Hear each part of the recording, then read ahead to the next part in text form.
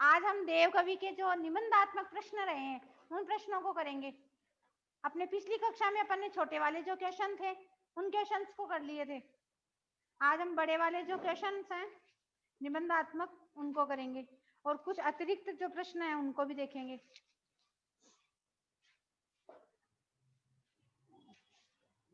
Question है, जय जग मंदिर दीपक सुंदर से कवि का क्या तात्पर्य है? लिखो। कवि ने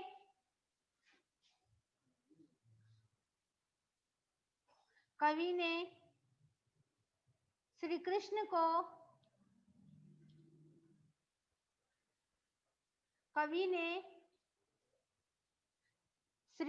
को ब्रज दुल्हे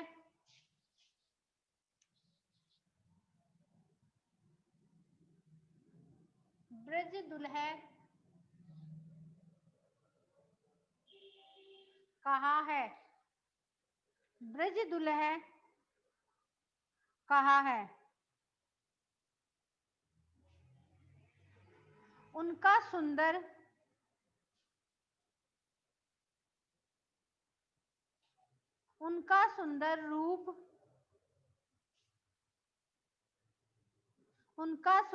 रूप वस्त्रों और आभूषणों से युक्त है।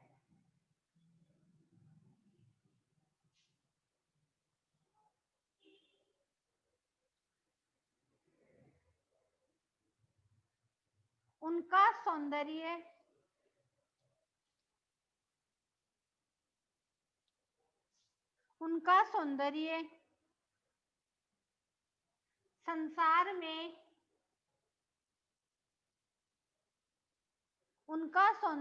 संसार में आनंद बिखेरने वाला है। उनका सौंदर्य संसार में आनंद बिखेरने वाला है। उनका सौंदर्य संसार में आनंद बिखेरने वाला है। इसी कारण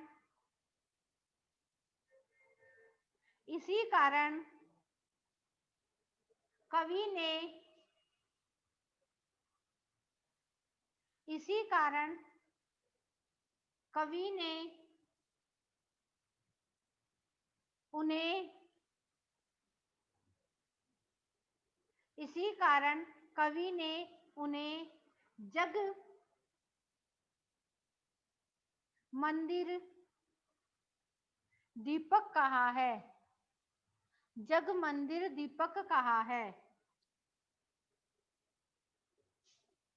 जैसे जलता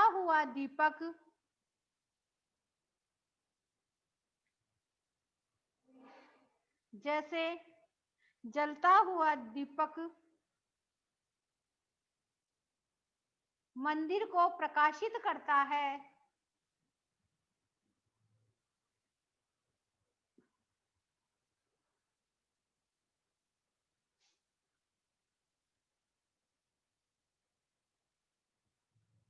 जैसे जलता हुआ दीपक मंदिर को प्रकाशित करता है, उसी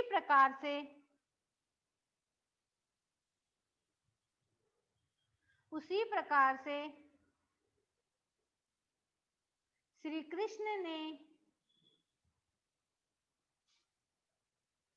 कृष्ण ने अपने सुंदर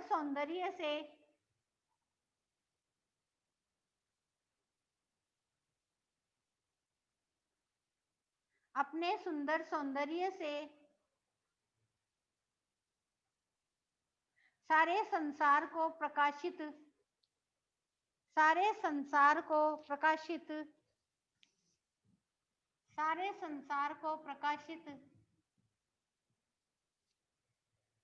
कर दिया है।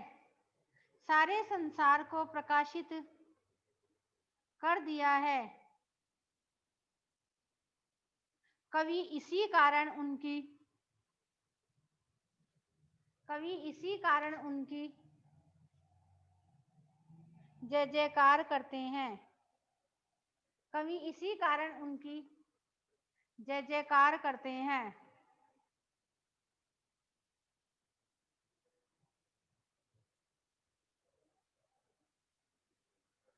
ठीक है, आगे 9वें नंबर का क्वेश्चन है।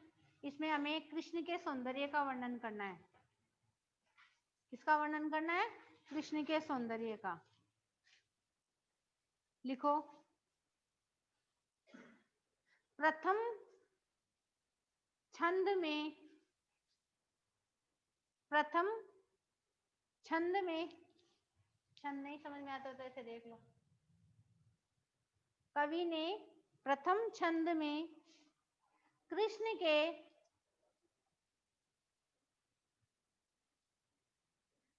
के सुंदर रूप का वर्णन किया है। सुंदर रूप का वर्णन किया है।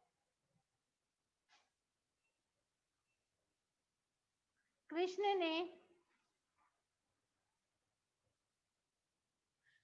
ने सुंदर आभूषणों, कृष्ण ने सुंदर आभूषणों और वस्त्रों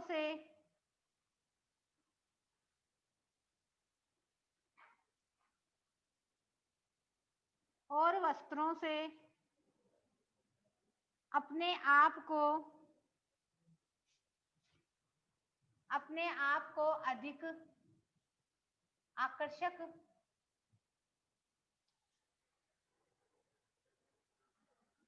बना रखा है।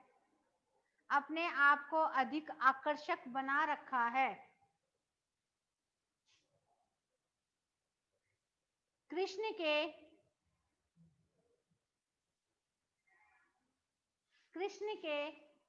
श्याम रंग शरीर पर, श्याम रंग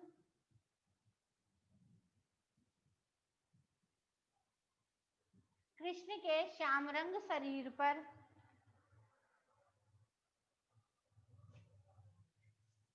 पीतांबर,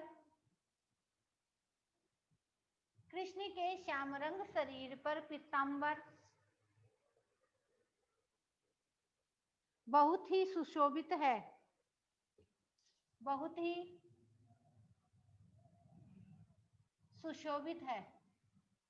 बहुत ही सुशोभित है।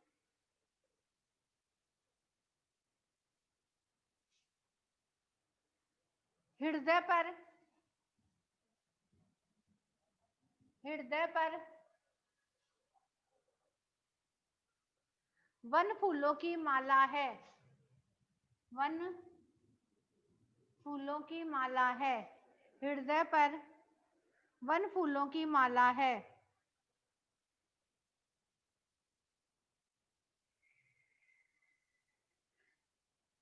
लिख लिया? पैरों में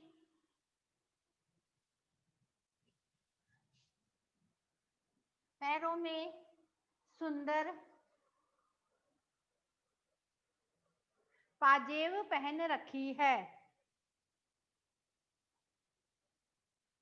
पैरों में सुंदर पाजेब पहन रखी है।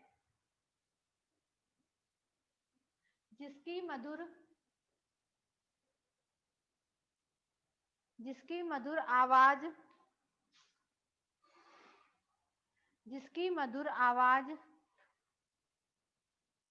आ रही है।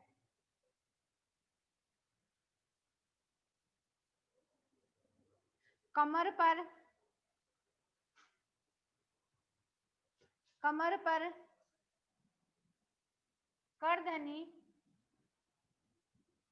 कमर पर करधनी पहन रखी है।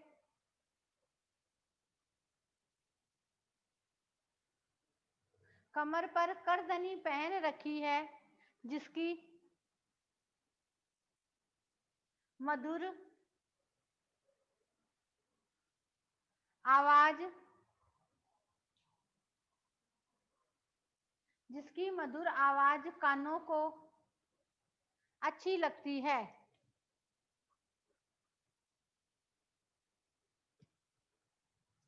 सिर पर मुकुट, सिर पर मुकुट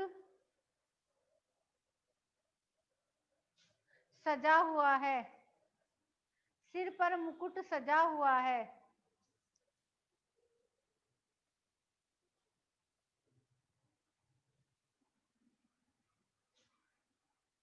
उनके बड़े बड़े नेत्र, उनके बड़े बड़े नेत्र मन को प्रसन्न कर रहे हैं।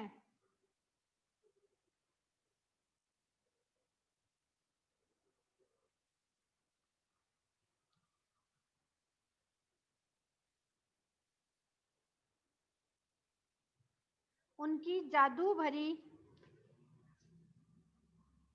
उनकी जादू भरी मंद मुस्कान, उनकी जादू भरी मंद मुस्कान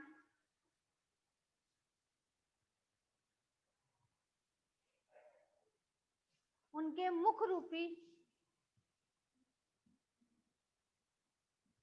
उनके मुख रूपी,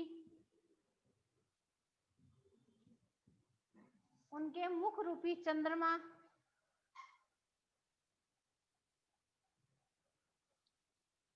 उनके मुख रूपी चंद्रमा से छिटक रही,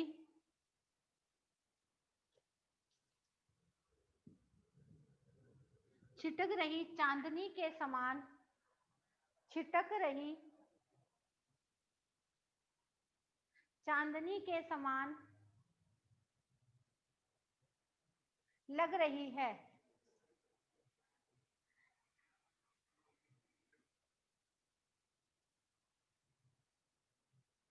यदि इस संसार को, यदि इस संसार को भवन मान लिया जाए,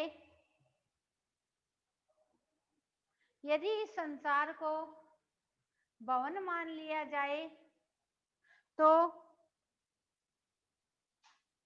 कृष्ण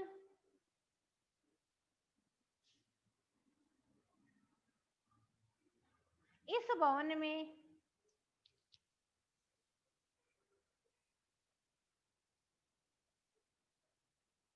इस भवन में जलते हुए दीपक के समान है, जलते हुए दीपक के समान है।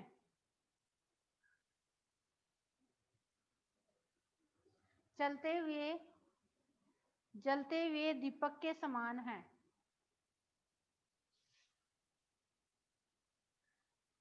अब अपन को देव कवि की जो काव्यगत विशेषताएं होती है उनको बताना है कि कवि देव की काव्यगत विशेषताएं क्या होती है। काव्यगत जो विशेषता होती है वो हम दो प्रकार से बताएंगे। एक तो बताएंगे कला पक्ष और एक बताएंगे अपन भाव पक्ष। दोनों प्रकार से हम उनकी विशेषताओं को बताएंगे। तो कला के अंतर्गत तो क्या आता है, कला के अंतर्गत तो जो जितने छंद आते हैं, अलंकार है या भाषा है, इन सबको हम समावेशित करते हैं। और भाव पक्ष में अपन को उनका जो सारांश है पाठ का, उस सारांश को हम थोड़ा बहुत लिखते हैं। तो पहले अपन लिखेंगे कवि देव की कविता, कवि देव की कविता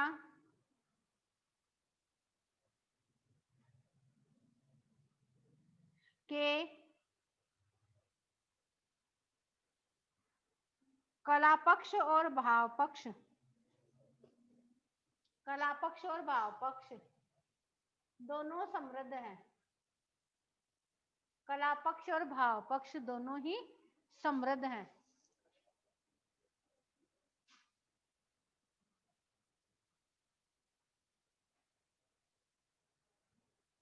कला पक्ष और भाव पक्ष दोनों ही समृद्ध हैं। पहले काव्यगत विशेषताएं।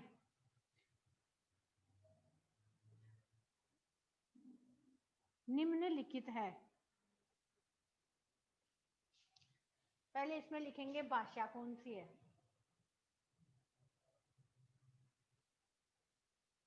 पहले भाषा लिखो।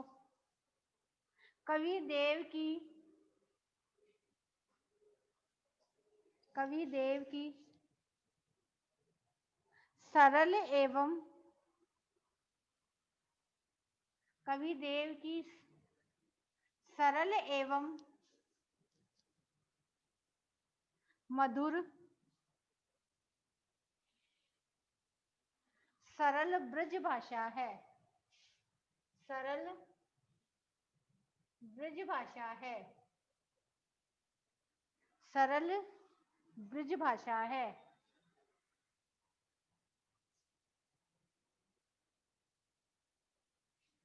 उनकी भाषा में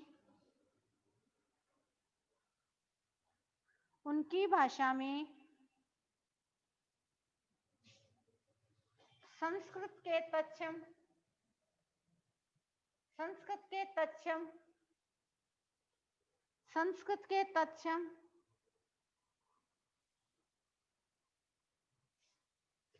तथा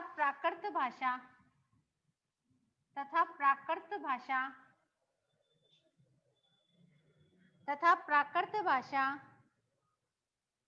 के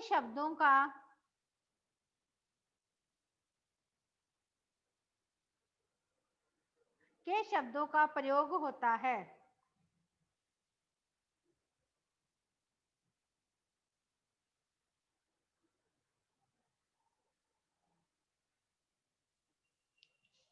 दूसरा पॉइंट, काव्य शैली। काव्य शैली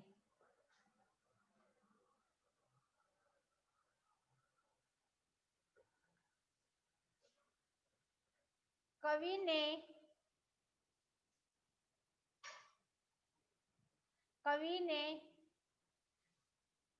अधिकतर मुक्तक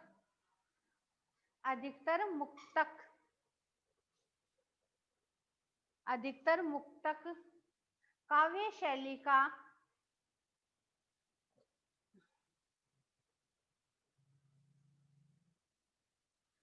शैली का प्रयोग किया है।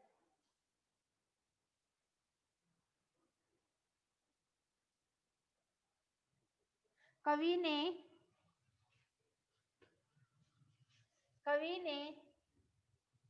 रीतिकालीन अलंकारी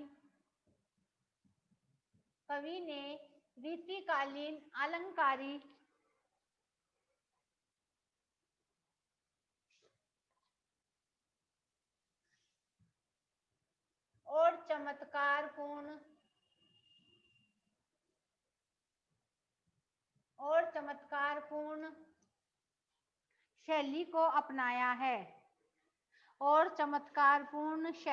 अपनाया है।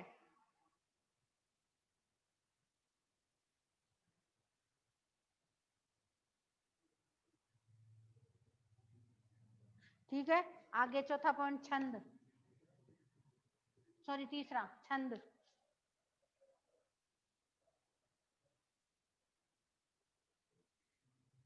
कवि ने कवित छंद तथा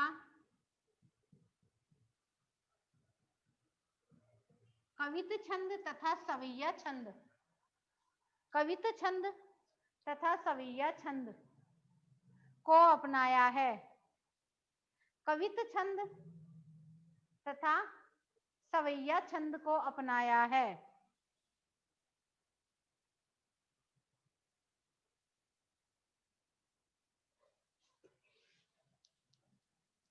आगे अलंकार, पॉइंट लगा लो। चौथा, अलंकार। कवि देव ने अनुप्रास, यमक, रूपक कवि देव ने अनुप्रास रूपक, थोड़ा सा गर्म पानी भी देना, अनुप्रास, यमक, दीपक, सॉरी रूपक, रूपक लिख लिया, उपमा आदि अलंकारों का प्रयोग किया है, आदि अलंकारों का प्रयोग किया है।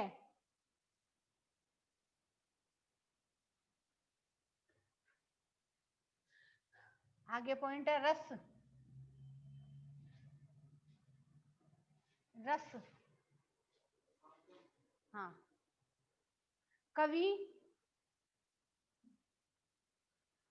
कवि मुख्यतः श्रृंगार रस, कवि मुख्यतः श्रृंगार रस,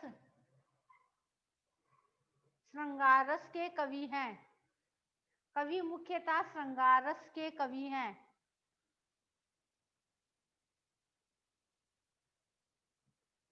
कवि ने श्रृंगार रस के संयोग तथा वियोग, श्रृंगार रस के संयोग तथा वियोग दोनों रूपों का वर्णन किया है,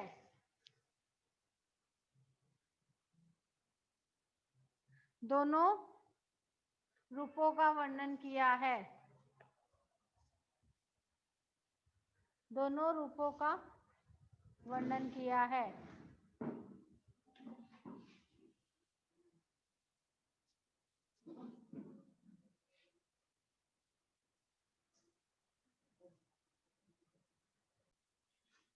ये तो था कला पक्ष, अब लिखो भाव पक्ष।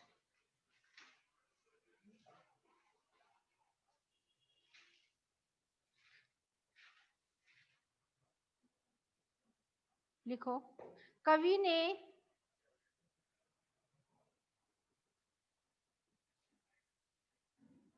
अपने काव्य में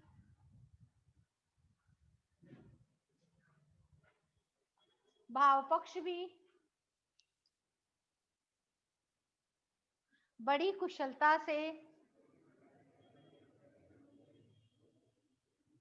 व्यक्त किया है,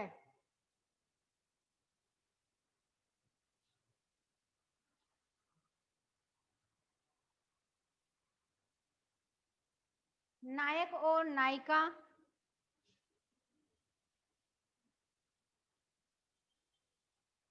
नायक और नायिका के प्रेम का वर्णन किया है, नायक एवं नायिका के प्रेम का वर्णन किया है,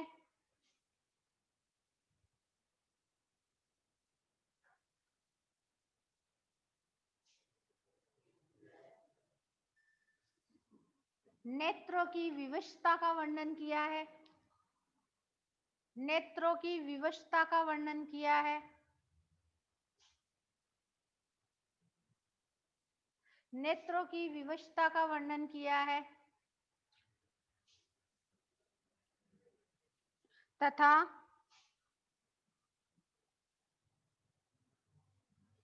नायिका तथा नायिका सपने में तथा नायिका सपने में अपने प्रिय के मिलन से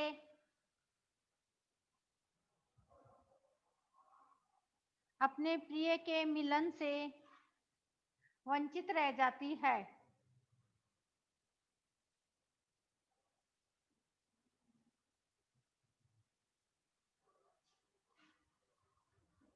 इस प्रकार कवि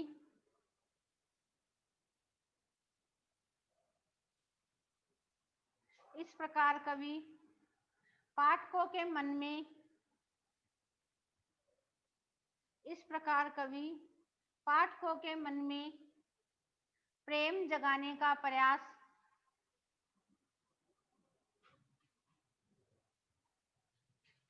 प्रेम जगाने का प्रयास कर रहे हैं।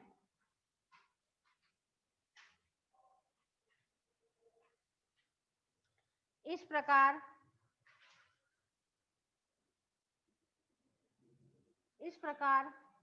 कवि की सारी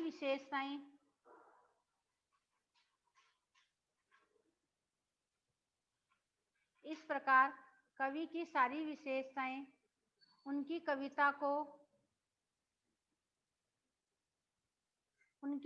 को आनंदमय बना रही है। उनकी कविता को आनंदमय बना रही है।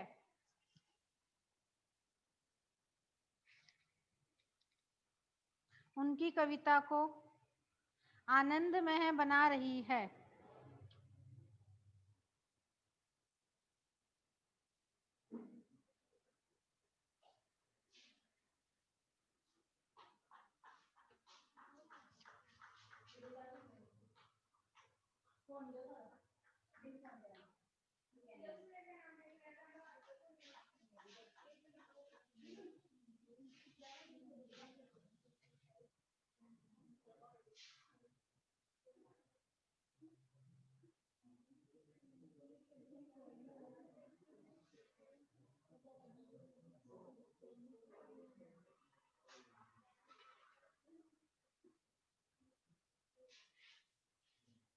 ये तो लेसन कंप्लीट हो गया अपना।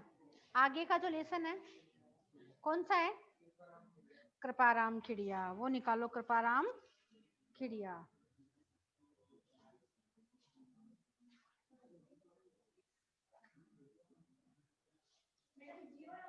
जी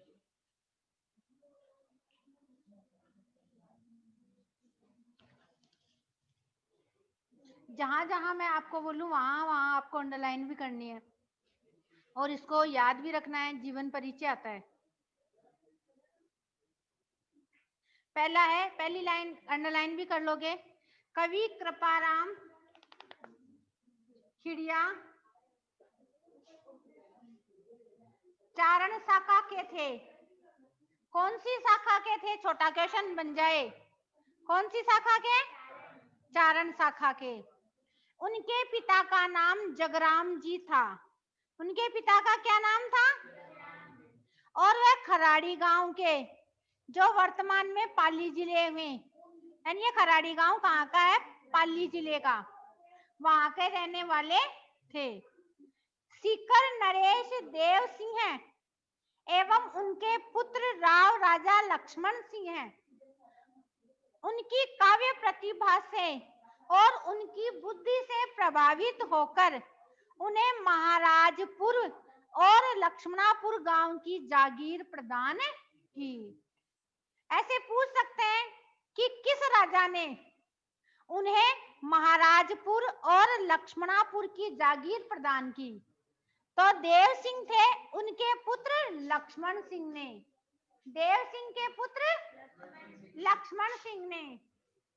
और किस कारण उन्हें ये दी? हाँ, उनकी प्रतिभा और उनकी बुद्धि से प्रभावित होकर। कृपाराम खिड़िया का रचना काल 1864 विक्रमी संवत के आसपास माना जाता है। अर्थात इन्होंने लिखना कब प्रारंभ कर दिया? तो 1864 ईस्वी में। इसको भी अंडरलाइन कर लो।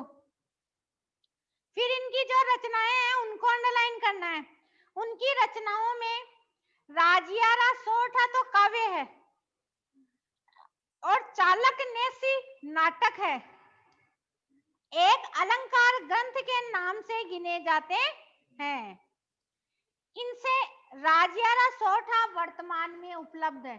कहने का मतलब ये जो चालक नेसी है ना, ये तो मिला नहीं है, और ये राजियारा सोठा है वो वर्तमान में भी प्रचलित है।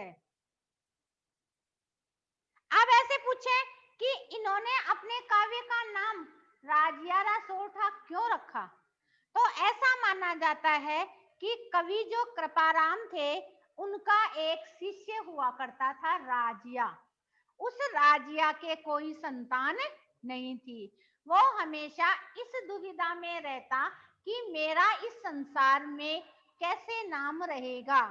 तो उन कवि ने, कृपाराम ने कहा कि मैं तुम्हारे नाम से अपने जो नीति के दोहे हैं उनकी रचना करूंगा।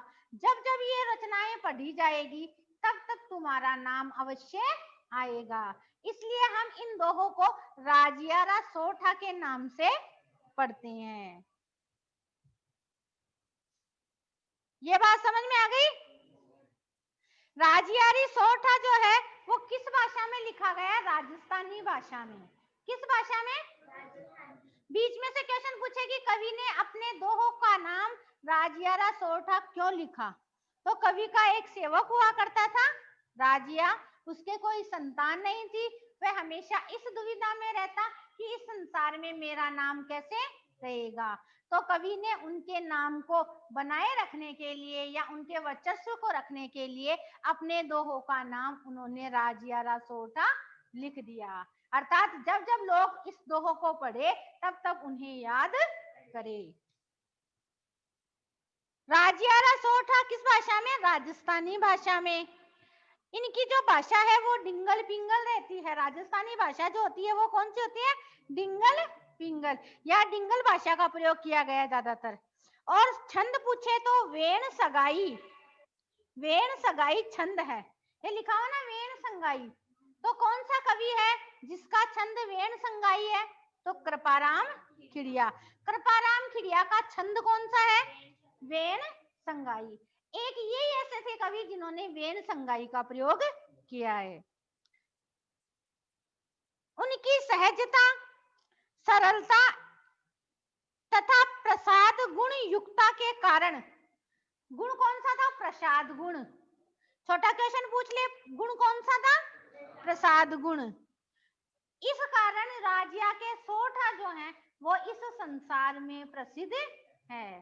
प्रसाद गुण का मतलब होता है मधुरता, और मधुरता के कारण ये जो सोठे हैं वो इस संसार में प्रसिद्ध हैं। अब ये तो था इनका जीवन परिचय, और जो जो मैंने अंडरलाइन करवाई वो कर ली होगी तुमने भाई। ये ना राजियारा सोठा राजस्थानी भाषा में संबोधन नीति काव्य की प्रथम रचना है। किस काव्य की है? संबोधन नीति। कौन सी नीति? संबोधन। क्योंकि उन्होंने संबोधन किया है, ये कहा ना हे राजिया, तो हे शब्द आते ही ये संबोधन शैली हो गई। और भाषा कौन सी है? डिंगल का प्रयोग। अलंकार छंद कौन सा है? वेण संगाई। और वेण संगाई तो अलंकार हो गया, और गुण कौन सा है? प्रसाद गुण। ये चीजें याद रखनी है, जीवन परिचय में लिखोगे। अब यहाँ पर ये जो संकलित अंश आए हैं, अर्थात ये जो दोहे आए हैं उनका थोड़ा थोड़ा सारांश दिया गया है। संकलित अंश में कवि ने हिम्मत एवं पराक्रम का महत्व, सद संगति का लाभ, पहले तो क्या बताया? पराक्रम का महत्व बताया। भाई इंसान में हिम्मत होनी चाहिए और उसमें पराक्रम होना चाहिए, वरना इस पराक्रम का मतलब होता है जैसे युद्ध करने की कुशलता होनी चाहिए, उसे बोलते हैं पराक्रम। सद संगति का मतलब अच्छी संगति। एक दोहे में उन्होंने क्या बताया? अच्छी संगति का महत्व बताया है।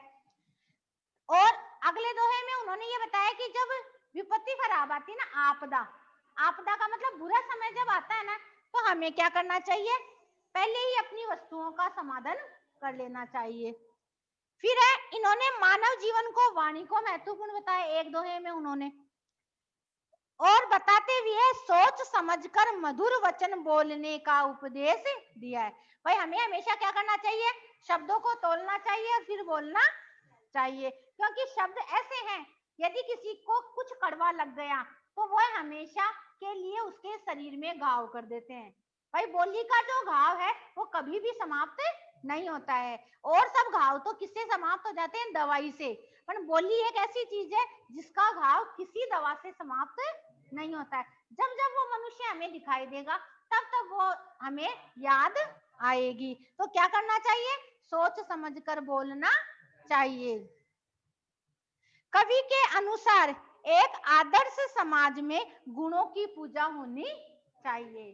भाई ऐसा नहीं होना चाहिए कि अवगुणी भी वैसा ही है और गुणी भी वैसा है। क्या होना चाहिए, जो गुणवान व्यक्ति है उसकी अलग से पहचान होनी चाहिए। तो जो अवगुणी और गुणों में पहचान नहीं कर सकता ना, उस स्थान पर व्यक्ति को नहीं रहना चाहिए, क्योंकि वहां तो उसके गुणों की कद्र ही नहीं होगी। तो जहां गुणों की कद्र नहीं होगी वहां नहीं रहना चाहिए। इससे तो अच्छा किसी जंगल में रहना चाहिए। इन सोठों से कवि की विद्वता, बुद्धि, बहुयज्ञता, बहुत ज्यादा ज्ञाता, बहुत ज्यादा ज्ञान एवं अनुभव, कि भाई उनको बहुत ही ज्यादा इस समाज से अनुभव था, व्यापकता प्रकट होती है। इन दोहों से यह पता चलता है कि उन्होंने बड़ा ही अनुभव था और बड़ी ही व्यापकता थी, इन बातों का पता चलता है। यह अपने पाठ का जो सारांश था वो सारांश हमने पढ़ा। अब अपन दोहों को पढ़ेंगे, दोहे देखेंगे। पहला जो दोहा है वो देखो, गुण अवगुण जिन गांव में, सुन न कोई सामले, उन नगरी बिच नाव है, रोही आछी राजिया, रोही आछी राजिया। गुण अर्थात गुणों की, अवगुण यानी बुराई या बुरी, जिन का मतलब जिस, गांव का मतलब गांव, सुने का मतलब सुनते हैं, न संभलते हैं, यानी जिस गांव में गुणों और अवगुणों में भेद नहीं होता है उस नगर में कभी नहीं रहना चाहिए। उस नगर से तो अच्छा है कि हम कहाँ रहें, रोही का मतलब होता है जंगल में, क्योंकि जंगल ही श्रेष्ठ रहेगा। वहां पर क्या होगी, गुणों और अवगुणों की हमारी, भाई अवगुणी को अलग रखा जाएगा और गुणी को अलग रखा जाएगा। यदि ऐसी जगह नहीं रहे तो हमें उस स्थान पर नहीं रहना चाहिए। आगे देखो, कारज सरे न कोई है, बल प्राकम हिम्मत बिना, हलकारा की होती है, रंगाशाला राजिया, रंगाशाला राजिया। कारज का मतलब होता है काम, और सरे शब्द का होता है सफल होना, काम में सफल होना। न कोई का मतलब नहीं, कोई का मतलब कोई, कोई भी व्यक्ति किसी काम में सफल नहीं होगा जब तक उसके पास बल नहीं होगा, उसके पास पराक्रम नहीं रहेगा, अर्थात साहस नहीं होगा, तो वो व्यक्ति कभी भी किसी काम में सफल नहीं होगा। जैसे हलकारा शब्द का अर्थ होता है ललकारने पर, हलकारा शब्द का अर्थ ललकारने पर, और स्याला शब्द का अर्थ होता है शिहार को, गिद्दड़ को। शिहार किसको बोलते हैं, गिद्दड़ को। गिद्दड़ जो है वो चाहे कैसे भी रंग में रंग जाए और उसे अपन कितना भी ललकारें, उसके पास हिम्मत नहीं होती है शेर के समान, तो वो आगे नहीं आएगा। क्योंकि गिद्दड़ क्या होता है, डरपोक होता है। क्या होता है, डरपोक। कभी ऐसे बोलते हैं ना कि तू तो गिद्दड़ है, तू तो डरपोक है, तो अपन गिद्दड़ को कितना भी पुकारे पर उसके पास हिम्मत नहीं है, पराक्रम नहीं है, साहस नहीं है, तो वो सामने नहीं आएगा, वो हमेशा पीछे ही रहेगा। तो गिद्दड़ जो होता है वो हमेशा डरपोक होता है। तो मनुष्य यदि डरपोक होगा, उसके पास बल नहीं रहेगा, वह चाहे शारीरिक बल हो, चाहे बुद्धि बल हो, चाहे पराक्रमी हो, यदि वो नहीं होगा तो वह अपने कार्य में सफल नहीं हो सकता है। एक मिनट दवाई ले लो बेटा।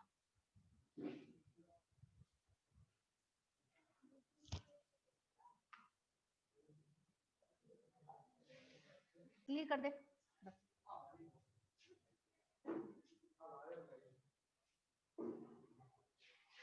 देखो आगे, मिले सिंह बन माए हैं, किन मिर्गा मृग पत कियो, जोरावर अति जाए हैं, रहे उरद जद गाजिया, रहे उरद जद राजिया। कवि राजिया कहते हैं कि अपनी शक्ति के कारण या जबरदस्ती से शेर जो है वो सभी पशुओं का क्या बना हुआ है? राजा बना हुआ है। किस कारण? क्योंकि सब लोग उससे डरते हैं और उसमें पराक्रम भी है। तो कहने का तात्पर्य है कि कोई व्यक्ति यदि शक्तिशाली होगा ना, तो वह जहां भी जाएगा जबरदस्ती से अपना स्थान अवश्य बना लेगा। या ना, जोरावर का मतलब होता है जबरदस्ती से अपना स्थान बना लेगा कोई भी व्यक्ति। आछा जुद अण पार है, धार खगासन मुख दसे, भोगे हुए भरतार है, रसा जी के नर राजिया, रसा जी के नर राजिया। अच्छा युद्ध, युद्ध का मतलब, अच्छा का मतलब तो होता है अच्छा, और युद्ध का मतलब होता है युद्ध में। कोई भी व्यक्ति युद्ध में चाहे अच्छा जानकार क्यों न हो, परंतु जब तक वह अपने तलवार का प्रयोग नहीं करेगा, अपनी बुद्धि का प्रयोग नहीं करेगा, तब तक वह युद्ध में सफलता प्राप्त नहीं कर सकता। वह एकदम जानकार है और वहां जाके तलवार ही नहीं चलाई तो उसका कोई महत्व नहीं है। कब उसका महत्व आएगा? जब वो जाएगा और उस तलवार से संगार करेगा या उसका प्रयोग करेगा, तब इस संसार में उसकी कद्र होगी और तभी जानेंगे कि हाँ ये अच्छा विशाल योद्धा है। बताने से योद्धा का महत्व नहीं चलता है। किससे चलेगा? जब वह तलवार चलाएगा। ठीक है, आगे जो है वो अपनी नेक्स्ट कक्षा में पढ़ेंगे। और नहीं समझ में आए, कोई भी डाउट हो अगली कक्षा में पूछ लेंगे। ये तेरे समझ में नहीं आएगी। नोटबुक तो देखो कंप्लीट जिसने काम कर रखा है, किसने कर रखा है कंप्लीट काम? शायद नहीं कर रखा है, शायद मेरे हिसाब से तो गगन तो अभी आया है ना। तूने कर रखा है ये गगन काम? आज ही आए हो क्या आप क्लास में? एक आध दिन में आप वापस, जैसे अगले सप्ताह ना, तो किसी की दिला दूं साइन। आपने कर लिया काम पूरा? कंप्लीट नहीं है क्या? केवल एक ही बच्चे का काम पूरा है। आप नेक्स्ट स्टेप कक्षा में आओगे ना, तब देख लेंगे। आपके पास मोबाइल वगैरह हो तो उसमें वीडियो देख लेना।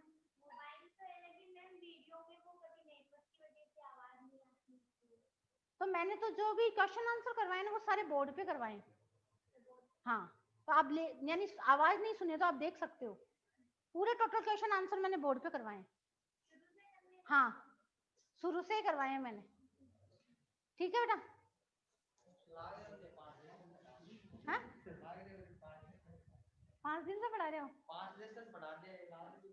क्यों? कैसे नहीं लग रहा है तुझे? तो तुम तो ऐसे ही काम करोगे भाई।